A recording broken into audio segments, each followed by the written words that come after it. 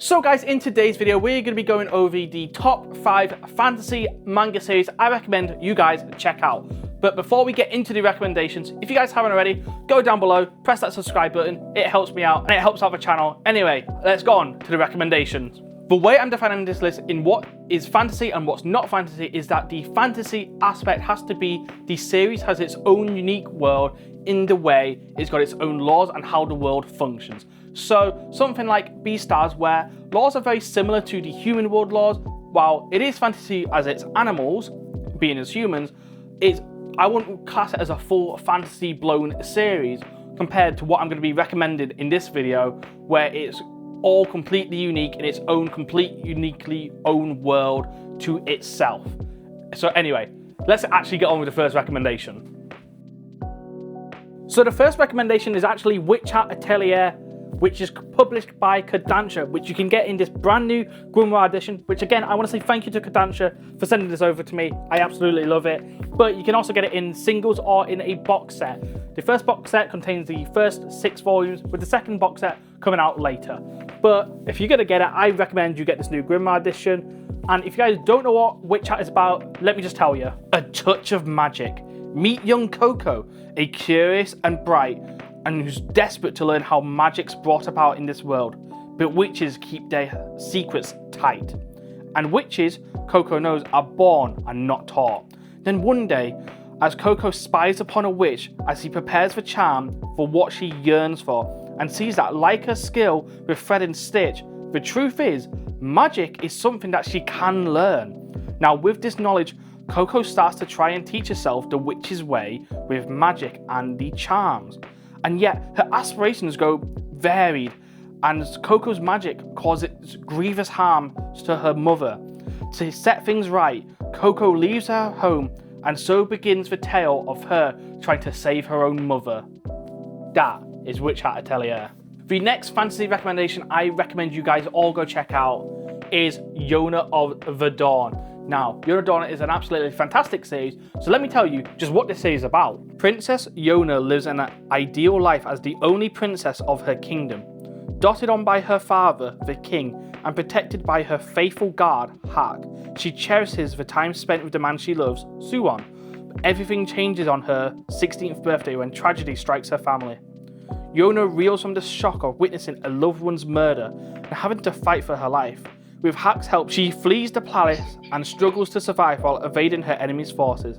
But where will this displaced princess go when all the past before her are uncertain? Now you may be thinking, is this a fantasy? And yes, it's got its own unique kingdom, it's got its own sense of magic within the world, and there's some magical deities and some magic in this world that makes it a full-blown fantasy series. So I really recommend you all go check out Yona of the Dawn. Coming in with the third recommendation, I recommend you all go check out Eden of Witches. Now this is another witch-based fantasy series, and if you've never heard of it, well, let me just tell you what it's about. Long ago, plants and animals lived in harmony until the humans arrived. Unable to coexist with other species, humans mercilessly destroyed everything in their path, forcing fauna and flora to go into hiding. For hundreds of years, the world has been nothing but a vast, barren desert. Luckily, a few pockets of nature still exist, sanctuaries of witches, extraordinary women who can hear the call of the plants. Despite their abilities, humans despise witches and blame them for the disappearance of nature. As it turns out, a young witch named Pili grew up in one of these sanctuaries.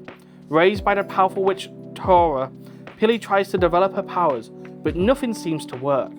Tora then gives Pili a seed to encourage her. She says that it will one day lead Pili to Eden, a lavish garden reserved for the elite witches. As an apprentice, Pili has no desire to leave Tora and her home, but everything falls apart when armed men invade the sanctuary. Faced with bloody massacre of her home, Pili loses all hope, until suddenly Tora's seed gives life to an enormous wolf-plant hybrid creature. Now it comes down to this: can the wolf guide Pili to the land of the chosen ones?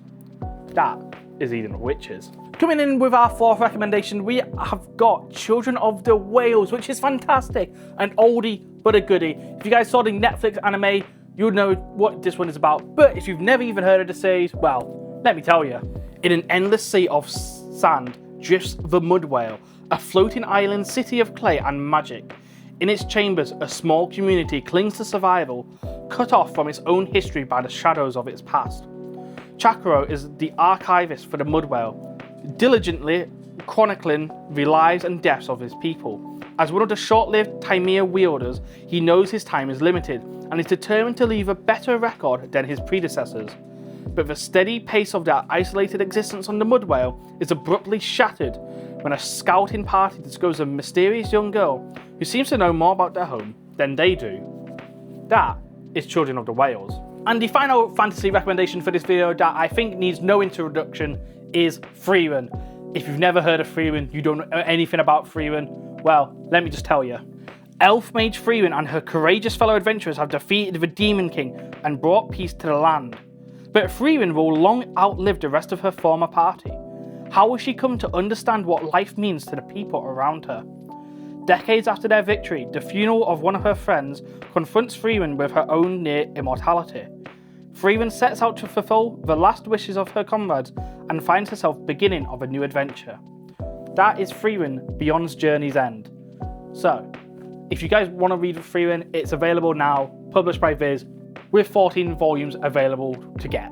So I actually just want to give 2 honourable mentions which I think could make the list. However, I've not read enough of them to fully determine their place, but Alpi the Soul Sender and Somali and the Forest Spirit, both done by Titan Manga, are absolutely phenomenal series. I've loved every single volume I've read. And again, thank you to Titan for sending these over to me because they're fantastic. I genuinely think you should go check them out, especially Somali the Forest Spirit. I think this one is better than this one, though, as I say, both are absolutely outstanding and I definitely think you should go check them out. So that is the end of today's video. Hopefully you guys enjoyed those manga recommendations and you managed to get something new that you wanted to go read. Even if you knew about it and you didn't really know what it was, or if it's just completely something brand new to you, hopefully this video gave you something that you now definitely want to go check out and add to your TBR. So anyway, that's all today's video. Make sure you go like, comment and subscribe, and I'll see you all in the next one.